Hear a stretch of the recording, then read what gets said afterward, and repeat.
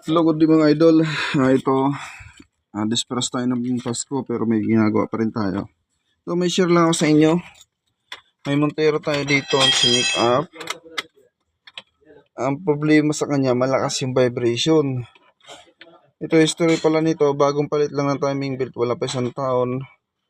Ngayon ang nangyayari, malakas yung vibration. Yan, paparinig ko sa inyo.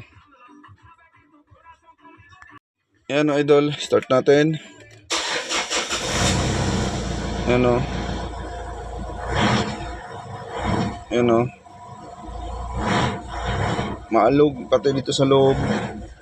Maalog ng tunog. Kasi nangyayari dito, ito share ko sa inyo. Nangyayari dito, naputol yung balancer belt.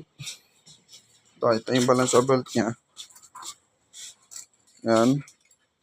Balancer belt dito sa timing belt. Ito wala pa isang taon na, putol na. Kaya ingat po tayo sa paggawa. Lalo na itong timing belt niya. Kung mapapansin nyo yung balancer belt niya, makapal yan. Pero picky yan. Yan, picky po to. Kahit yung malaking belt niya, papakita ko sa inyo mamaya pag nabaklas yan. Picky din yan. Okay. Yan, yung malaking belt niya. Ito yan. Gagawin natin sa timing belt. Kung mapapansin nyo, yan, yung sulat niya, same brand, pero yung sulat, magkaiba dito sa ito, original. So,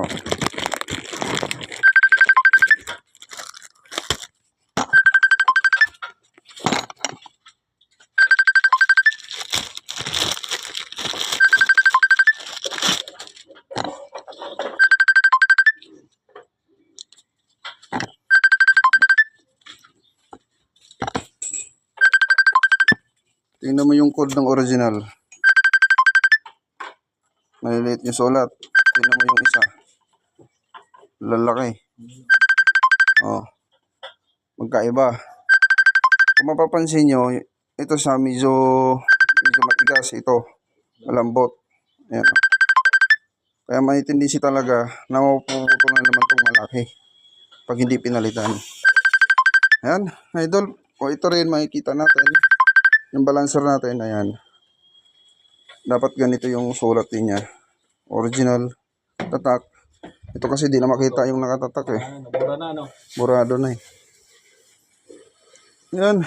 Ingat po tayo sa pagbili ng piyesa. Lalo pag lalo sa online. Madalas may mga ganito. Yung dami. Pero ito na bili daw ni anak ko daw sa auto parts eh. Yan. Ito palit din tayo ng malaki at saka maliit. Ito palitan natin kasi picky din to. Yan, ingat po tayo papagawa o magbili ng piyesa. Lalo na ito, medyo ma-risky yan.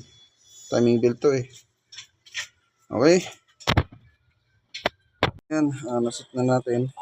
Kabit na natin yung bagong timing belt at saka balancer belt. Check natin yung timing niya kung nasa timing. Okay, timing. Timing. Timing. Timing. Okay, goods. Timing lahat. Start natin. Tingnan natin pag pag wala na siyang vibration. Start. Yun. Smooth na smooth.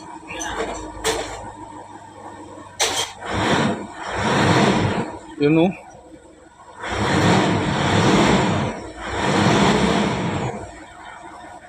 Okay. Wala na siyang vibration. Pag nirib natin ay maganda na yung RPM niya. Okay. Goods. Kumining? Kumining na. Oo nga. Ayan tinignan na yung tunog Balik sa natin. Okay.